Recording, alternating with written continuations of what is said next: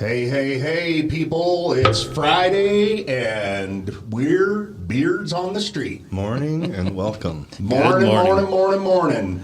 And we've got a special guest in the studio this morning. This cat used to happen to be our old broker back in the day. That's true. And he's, if Finn bugs you too much, just push him away.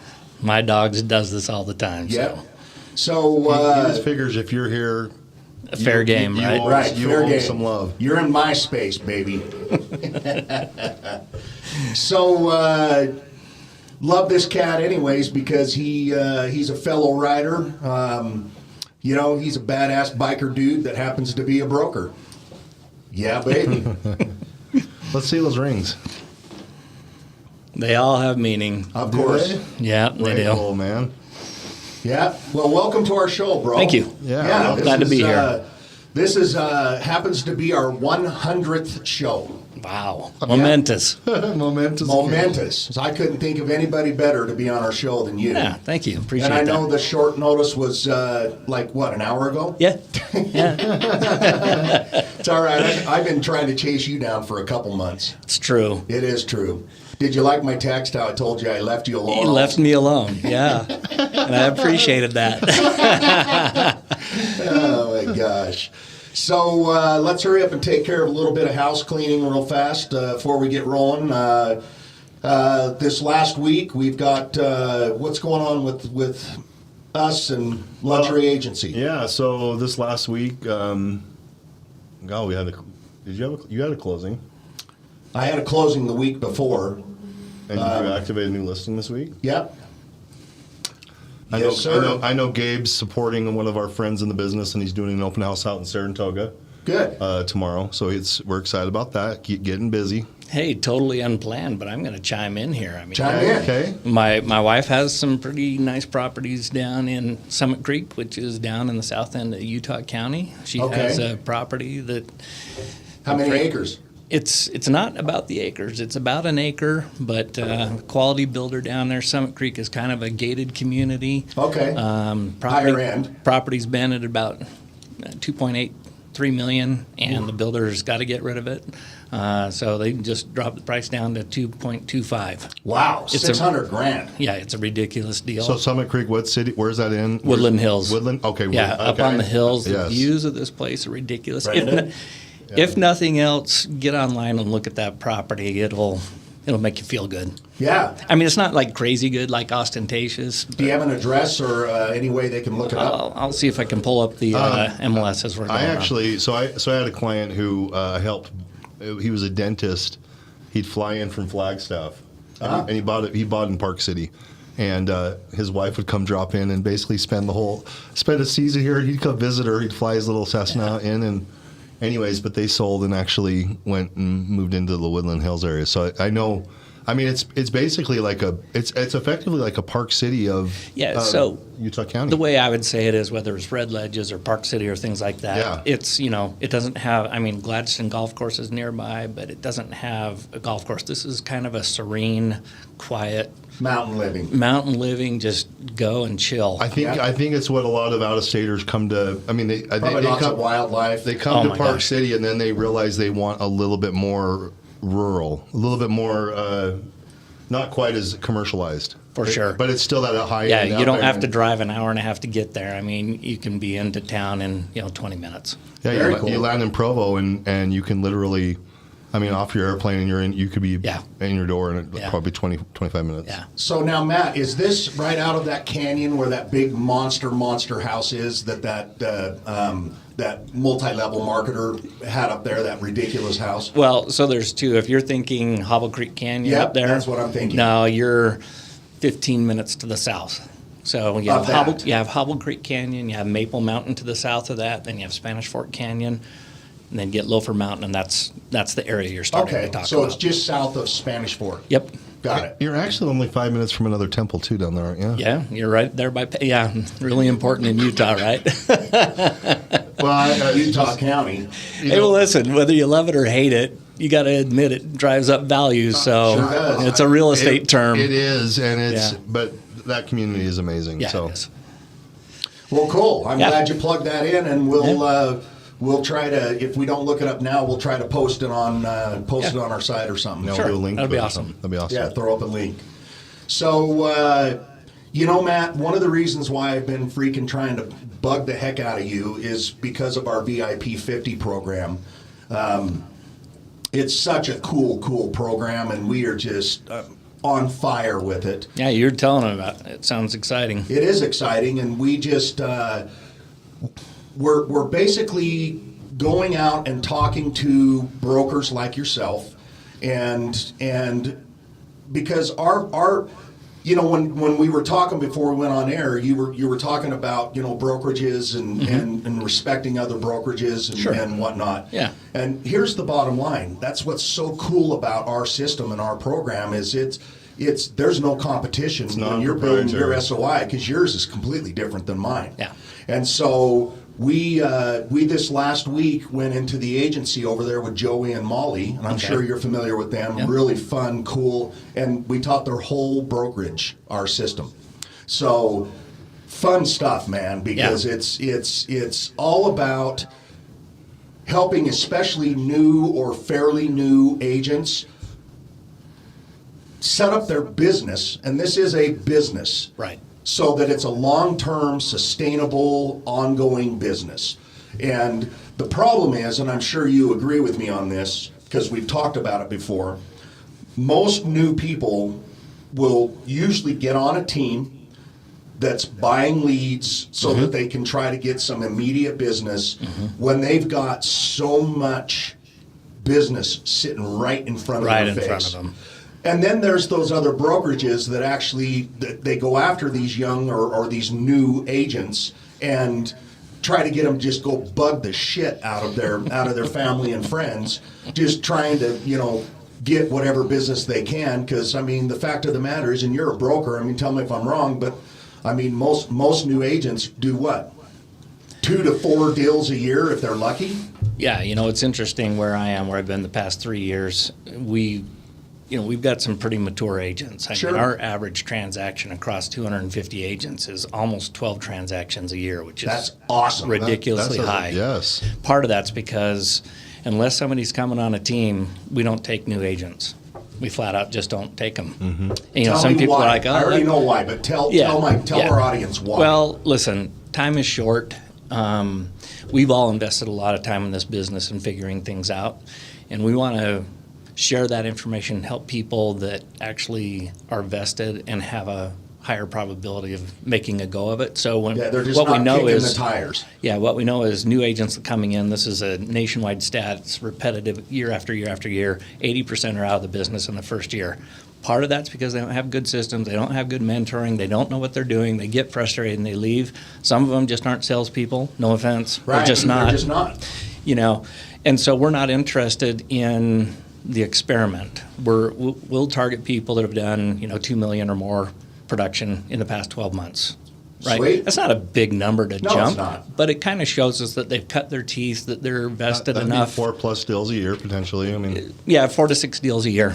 Yeah. And how are most of your agents that are doing these, 10 to 12 deals, how are they getting those deals? Where are most of them coming from? Yeah, it's a great question, and I'm not trying to be deflective in the answer, but it just depends on who they are. Right. We have some highly functioning teams. We have some individual contributors, and all they have is one assistant, and they're doing 180 transactions. Wow. Yeah. That's pretty amazing. That's an anomaly. That is not the No, norm. it is. But, what I would call kind of the blue-collar agents, the ones that can get in and bust it, want to have a balance in their life. They don't want to, be completely sold to the business, 24/7. Burnout. It's a means to an end. A good portion of them have a real strong emphasis on understanding their sphere and how significant that is, right? So there's a tens of millions dollar industry of coaching and gimmicks and shiny objects in the industry. I mean, we can go through the names. We've been through them. We have, right? Yeah, We've been through them all. I guarantee I think he's I've been bought through all most of of them. Yeah, he has. Yeah. And I'm not saying they're all bad, but to your point earlier, if you have somebody that can help you understand the significance of your sphere, and not to, like you said, not to bug the crap out of them and hound them and have commission breath, but to be I love that. to be a true Commission friend, to be authentic. And here's the 2 things I would add to that. Know your crap. Know about what the the hell you're industry. doing. Know what you're talking about. Know your contracts. Know how significant they are. Know the industry trends. Know the stats, and be able to be a true consultant. Yeah. Right? And the fact of the matter is, a lot of agents won't invest the time in that. Yeah. Right? And here's what I've found over the years is, if somebody can get proficient in those things, and it's not hard to do. All it takes is, a little bit of focus, a little time of dedication on a regular basis. Your confidence as an agent goes up. And Sure it does. and as a broker, I don't have to like come Deal along and after deal, motivate it you keeps anymore, going. because you're bringing value to the equation with the people you're working with, especially if it's your sphere, friends, family, previous clients, their friends and family. You can go to them and be like, "Hey, listen, I'm here to help." I mean, I'm oversimplifying this, but this is the tone. I'm here to help. I just want to make sure that you, Aaron, are not going to make a bad move. Yep. Right. I don't even care if you use me or not. Now, we do, Of course we do. but we're going to take the edge off. Right. Really, I mean, and you can say that because you believe it. I've helped people that haven't been my clients, and I don't sit there and cry about it, right? Goes with the I flow. understand how important, housing is for families and development and growth. And you know what? It's a calculated risk. The very few people that don't use me, they end up referring. Now, I don't Exactly. I don't really sell anymore. I do that. I push that off to my wife. She's way better at building relationships than I am. But the concept's still the same. It sure right? is. And Was so, your wife in the business when you were here? yeah. The hell Yeah. did I not know that? Yeah, and she's hot too. So How I'm did I surprised- miss Oh, of that? course she is. Us beards, That's we right. get hot women. Yeah. Well, Aaron's kind of a slut. But no, the concept's the same. And so this is what I like about your VIP, 50 is you don't have to go out and do something crazy. It's right there in front of you. Put a little Right in front of you. organization and rhyme and reason to it, and be consistent about it, and it'll yield great results. You can You- afford to slow down and invest in your Right. relationships. Yeah. And it's fun. I mean, let's be honest. Sitting on a phone all day or for 5 hours a day prospecting or calling a whole bunch of people you don't know or knocking on doors or any of the old school kind of ways, Yeah. they're not fun. Yeah. I don't enjoy it. I don't want to do it. I will not do it. Here's what I'd say to that. But I'll hang out with my peeps. For sure. I don't care if it's Buffini, if it's Mike Ferry, Tom Ferry, Sweat, whatever. Any of the ferries. Any of the ferries. It can serve a purpose, right? And I don't mind if a new agent comes in and learns some dialogues and learns consistency. But But don't be a man, robot. But don't get locked into that, because I call it the churn and burn business, and that's Yep. why those It people. burned me out. Well, you're lucky you're still in, right? I know. You got No saved, so to kidding. speak. No kidding. Right, but a lot of them just like, shit, this isn't worth it anymore. You know, I'm you out. said something earlier that you said that they're not salespeople when we were talking Yeah. about why some don't. Yeah. I'd like to actually twist that around a Sure. little bit, and this is something that we actually preach big time. And That and they haven't we- learned that they actually are salespeople. Well, they are salespeople, but more importantly, Matt, Yeah. we're problem solvers. Yeah. That's what we are. Yeah. We're not the dirty sales guy or the car sales Right. guy. It's like you said, it's knowing your business, taking the time to educate yourself on a regular basis so you know exactly what's going on. Yeah. You can talk with confidence with people, and you solve their problems and help them get from point A to point B. It's So you're that providing simple. value? There you go. Weird. That Huh. is weird. Yeah. So, anyways, it's that's one thing, and I know that you and I have talked a little bit about this, but I went through the ninja training Yep. system. He's been through way more than me because he's been in the industry a lot longer than me. But one thing we really thought about back in the day when we first started putting this together was, we went and spent thousands and thousands and thousands of dollars at these things, and then why didn't we implement them? Why didn't we put them to use? You might take one or two little things, and all we could really come up with, Matt, was basically you go to the thing, you get all excited, you're all pumped The sugar up, fix. the sugar fix, and then you get home and you go, I don't even know what to do. Right. Where do I even start? Right. Anyways, the long of the short is when we designed the VIP 50. Holy shit, it got hot, guys. Yeah, it did. It got really hot. Crap. I'm like dying. Yeah. When we designed the VIP 50, we wanted to make sure that it had a really robust system, but then we brought it all back to, listen, man, yeah, this is a lot of information that we're throwing at you in one short period of time, but don't worry about it, because all you have to do is focus on this one thing right here. Don't worry about all the other shit. Focus on this. And when you're done with that, let's go to the next thing and do the next thing. And when you're done with that, do the next thing. And before you know it, you wake up and you look up and you have a viable business. Yeah. It's amazing.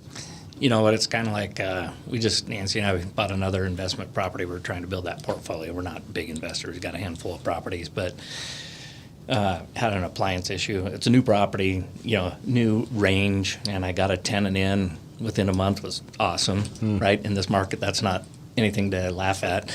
But they called and they said, hey, you know what? One of the burners isn't working. And so there's a reason for this story. Most of us, when we do this, there's a correlation to real estate.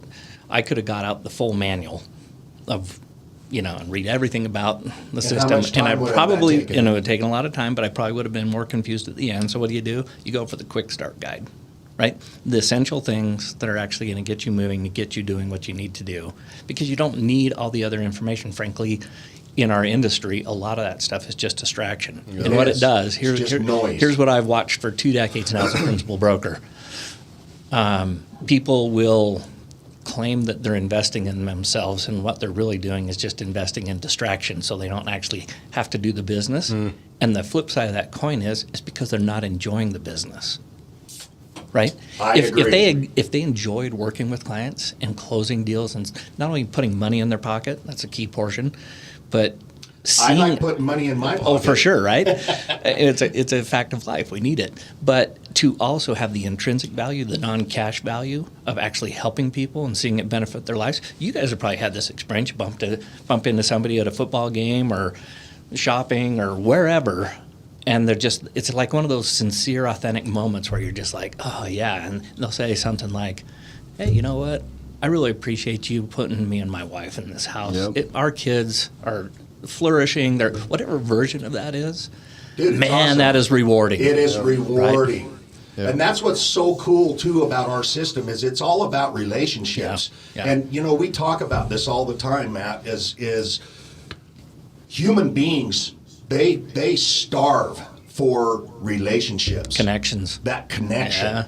Yeah. And that's what's so cool about this is not only are you building a strong, viable, long-term business, but you're building relationships that are amazing. This dude right here was literally, you talk about burnout. He would come in the office and he was basically a shell. He would just come in, deer in headlights. I mean, we're talking 20 years in the industry, and he was just done. Yeah. You could just tell. He was just going through the motions, man. I was in that full burnout where, it was transactional. I was disconnected from that process where, the connection with the people. Yeah. I was full burnout. Everybody in this room, we've had it. Yeah. I mean, me as a broker, I've had it, right? I'm sure. We continue to do deals, and so I consider that, your sensitivity training to keep you, relevant and understanding what your agents are going through. But even as a broker, if you don't have a system for dealing with it, you'll end up there. Yes. Right. I ended up in that, outside of real estate. I was in the motor sports industry for 30 years, and I burn out. Yeah. I literally lost my mojo for it. I had zero desire. Yeah. Zero. And I'm not going to go do something I've got zero desire to do. Yeah. I'm not going to do it. Life's too short. I was listening to this, what's his name, Dr. Manning, Edge Holmes put on this thing, and he kind of coaches the Milwaukee Bucks. Okay. He has a book, what's called The Fearless Mind, and he's kind of talking about some of the processes. And it really has some pertinence to what we do in real estate. The way our mind works, he's really into exactly how the mind works. And, You bet. your what do they call it, the amygdala? Amygdala, yeah. That it starts with fear, Mm-hmm. right? And guess what? The burnout creates fear. It's not just you're not dull, and burn out that way. It's like you wake up in the morning. It's like I don't want to do this. Yeah, I don't want to be there. Right. I don't want to walk in the door. That's a fear, right? Sure is. And then it turns to fight or flight. Yep. And the flight Yeah. is the ultimate form of the burnout because it's like I'm out of this industry. Yep. That's sad. It is sad. Yeah. Because it doesn't have to be that way. Right. But the industry's created it. Yeah. Yeah. I mean, they have. Yeah. 18,000 agents in Utah. At Oh one no, point. keep going up. Oh, is it We're really? at about 23,000. Are you shitting Are we me? really? Yeah. Yeah. Wow, Matt. What happened? I thought this last little. It's coming back, right? There's some dropout. There's always a laggard effect. It There takes a is. little while for them to drop off. When they but actually have to go and do their job to let's get, just say to get there's business. a crap ton of agents. Yeah, there is. There's a shit ton of them. Okay, I was trying to keep Yeah. it clean. Yeah, we don't do clean. Okay, all right, fair enough. So, tell me a little bit about your brokerage. You were Sure. starting to tell Aaron a little bit. So have at it. Yeah, The mic's yours. Yeah, I've like I said, I signed up to be a principal broker 18, 19 years ago, and I was going to be a 2-year stint, and I was going to get my credential, and rather than get a CRS or what other alphabet soup designation, I figured a broker would be more impactful. And unfortunately, I got into brokering, and I realized something about myself, that I had a default, and that was I like helping people.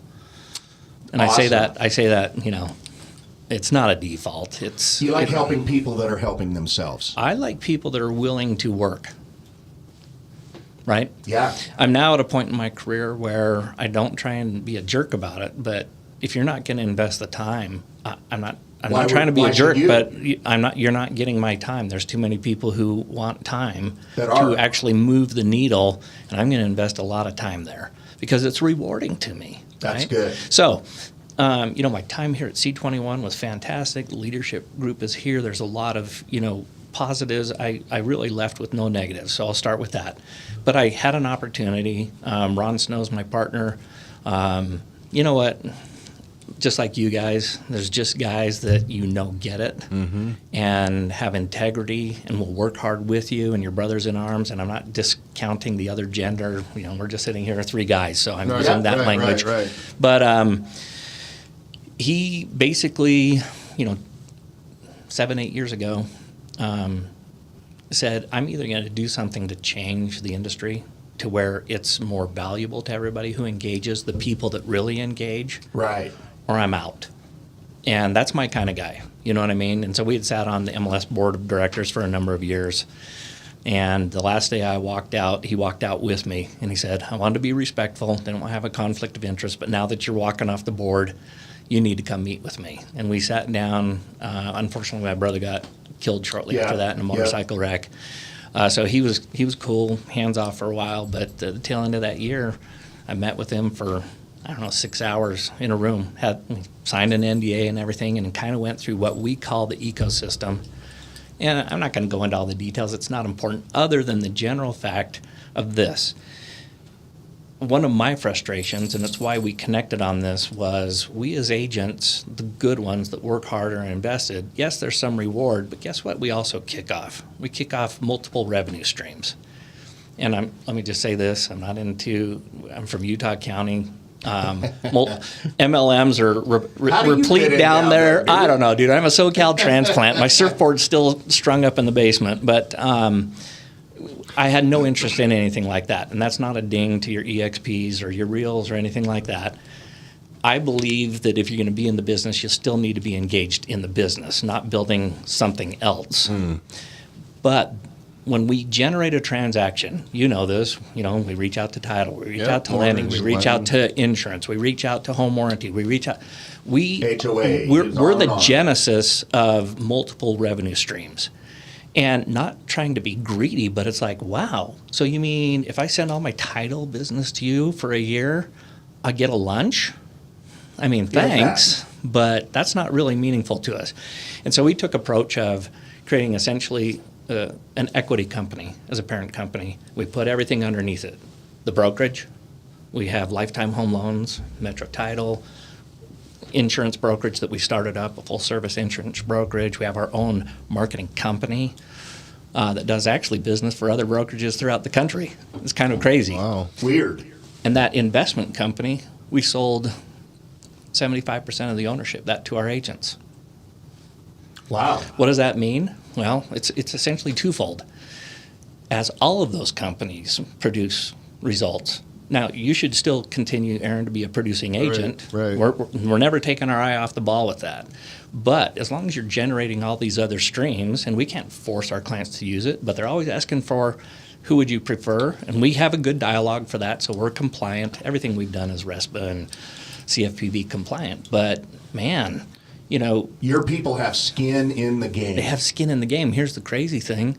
You know, in the industry, if you capture in those ancillary services, 10, 15%, you're kind of crushing it. Right.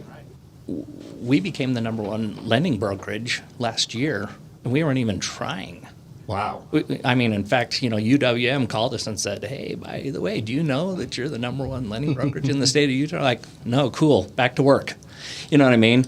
And as a result, our agents participate in their financial viability and the title, and it's a crazy concept. It's brilliant, dude. And as a result, we're getting... And your turnaround's got to be way lower than other Yeah, brokerages. it is. Way lower.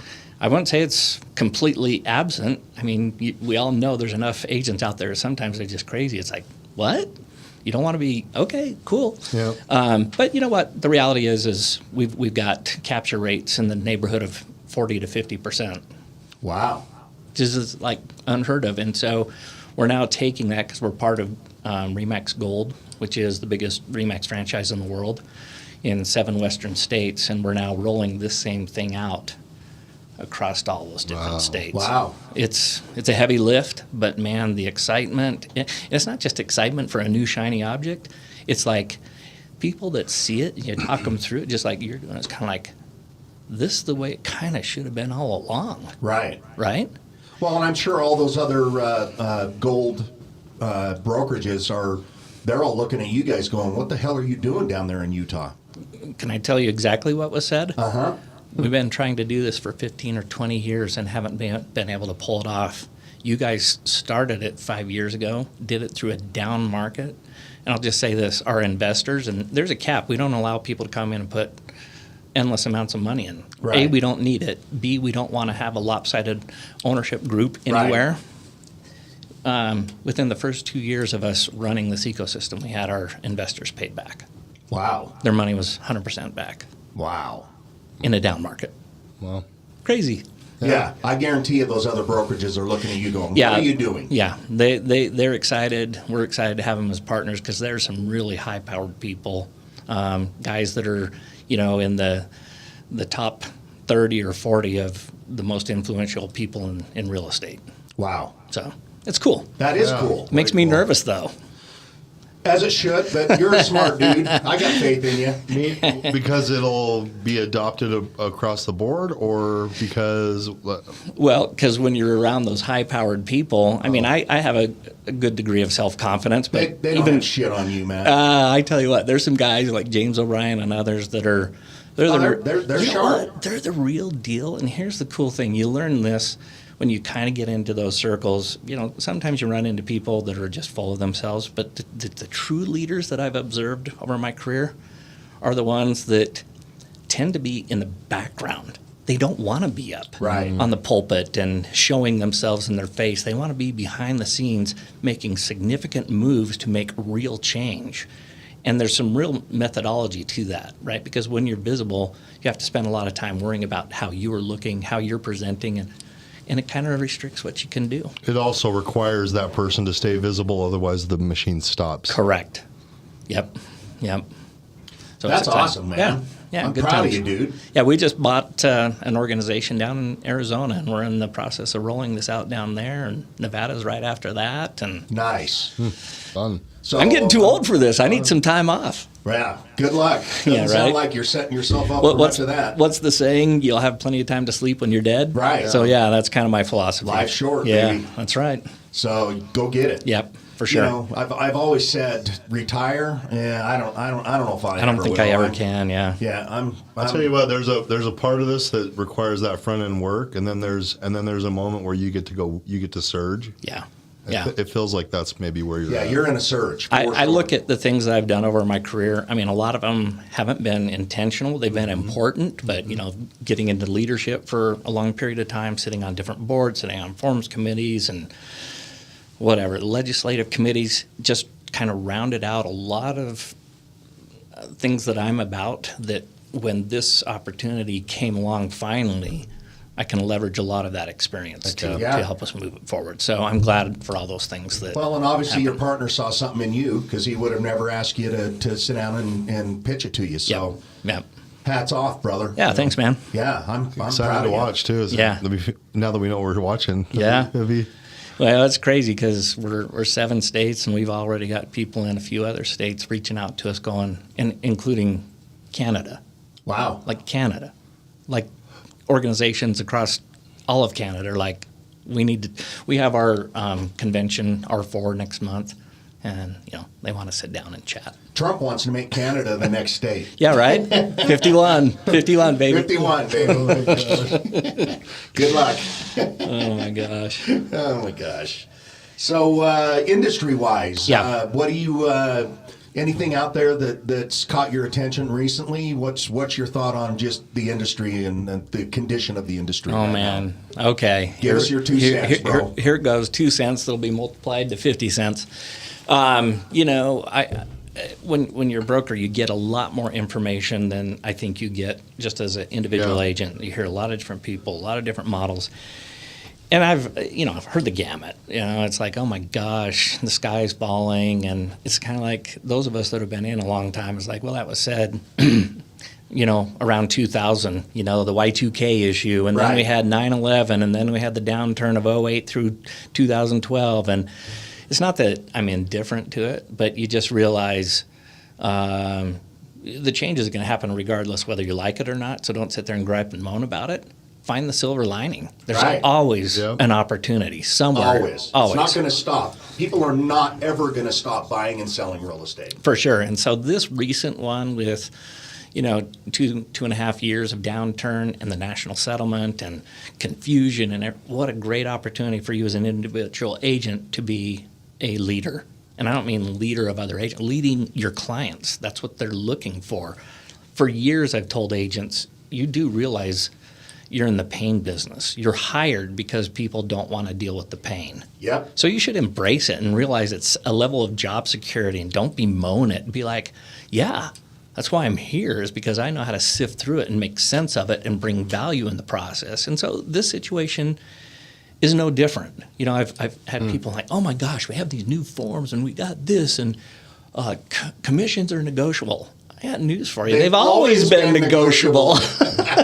The fact that you don't have an electronic field on the MLS that says it, and now you transfer it into paper, right? Whether either in the REPC or in a broker compensation agreement, it's the same concept. It's just a different mechanism. So why are you getting all excited about this and thinking the sky's falling? My gosh. But leverage that. If 30% of your peers are feeling that, you should be jacked up. That means I got an opportunity to capture 30% more of the market, right? So, comments on the whole lawsuit and the way that it was handled from our basically union, our trade union. Our trade union. What your? I mean, if you want to comment. If you don't, then don't. Okay. So, there's current lawsuits going on, like saying, hey, you can't force me to be a local member, a state member, a national member. There's the class action lawsuits. Guess what? This is our society. When people start losing their mind for a number of reasons, one of the default paths they go to is litigation. So, it is what it is. We're not going to change. Society is not going to change for us. Do you think they gave up on us a little bit too early, though? Yeah, I'm getting there. Okay. I think... NAR provides some value, for sure, right? I mean, we deal with things on a national level. We fight certain things. But if I'm going to be honest, there's other areas that I frankly think they got fat, bloated, bureaucratic and happy and stopped listening in some areas. I'm not And saying it shouldn't all. have even gone to where it went. Yeah, I mean, not that they had total control over yeah, that. but to throw the baby out with the bathwater and be people are like, let's get rid of the whole industry that we've spent 70, 80, 100 years building is kind of stupid too. Yeah. Right. I've always been a pragmatic guy, and if there's changes that need to be made, cool, let's go make them. But let's not throw everything out and start from scratch. That's an idiot's play. Right. Agreed. I love change, and I know Yeah. you do too. Yeah. And it's mainly because and we're in the very few that like change. Yeah. But every single time I've ever had change in my life, big, small, doesn't matter, it's always been for the better. Yeah. Dude, you grow, you learn, I'm constantly scaring the shit out of this guy with change. Holy shit. Because I love it. I think we have both capacities, right? I had a guy, my wife was selling, we redid our basement and the furniture and stuff. I'm like, okay, whatever.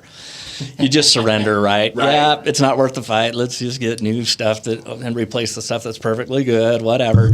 But a guy came to purchase it, and we turned out to be brothers from another mother and connected, but he was looking at my garage, and I've got like the sports deck down and stuff, and everything has a place. I told my wife years ago, This is my you shop have the face. house, this is me. This is my space. That's right. The yard and the garage is mine. And so everything's organized, and the guy was just like, dude, I'm loving your garage. I mean, everything's organized. I can see everything camping here. It's got its spaces, and it's got all this stuff over here, and your Harley stuff over there. And so I like change. I really do. But I'm always trying to make sense of the world, which is manifesting and having organization. Once I get it figured out, I want to put it in its place. Right. So I can say, yep, I've got that one covered. And so I think most people have an element of both. Right. Some of them are fearful for change because it means they're going to have to figure out new ways and where things are supposed to go. But when you've done it long enough, you're like, cool, Well, let's get like after when it. you made the big change. I mean, obviously you had to have faith in him. Can't remember his name. Snow. Ron Snow. Ron Yeah. Snow. You had to have faith in the system. And, Yeah. I mean, you guys were just starting out. You were just creating. Yeah. But more importantly, and here's the point I'm trying to get at, you had to have faith in you Right? Yeah. and your abilities and what you can accomplish Yeah. and what you can do. I think that's what's earned over time. Yeah. With all the things you classes For all of us. Oh yeah. Right? Absolutely. That's what can't be taken away. That's the hard thing for the new agents is they don't know what their skill set is yet. They don't have Right. enough life experiences, and so that's where the fear comes in because Right. it's unknown. They haven't proven themselves in certain areas, and that's where you hope they'll just listen to you as a mentor and say, like, listen, I know it seems overbearing. I was having this conversation driving down from Salt Lake yesterday with one of my agents down in St. George. Good dude. He's brand new. He's on one of our teams down there that does 500 deals a year. Nice. These guys are awesome. They're a machine. How much are they spending on leads? They're productive. I'll just say that they don't bring money in the front door to push it out the back door. Right. They're very good at what they do.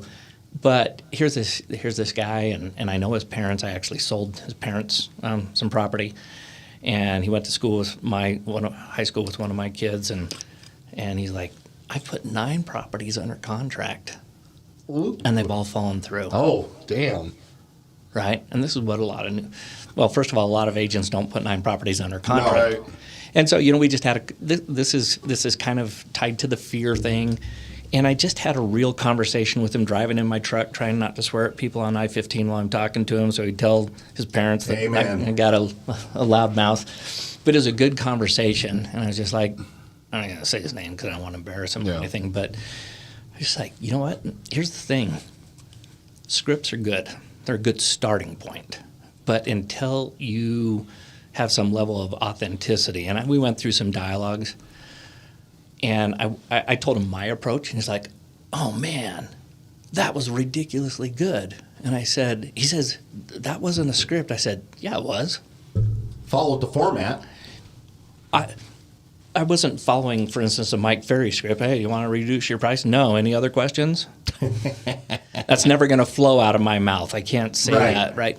And I'm not dinging. If you can pull that off, and there are agents that can pull that off and make it If authentic, that's the framework cool. of the script, you still can have that conversation a different way. Thank you. Many different ways. Right? And so, just in rapid fashion, I just shared with some things how to say. The first thing is, and this is what salespeople in general need to know, and it's true whether we're real estate or you're trying to convince somebody to marry you or trying to convince your kids of a certain moral principle or whatever. It is. You have to be you have to be authentic with them and make it okay for them to raise issues. What we do a lot of times as agents is, well, when they say this, you say that. No, that's totally the wrong approach.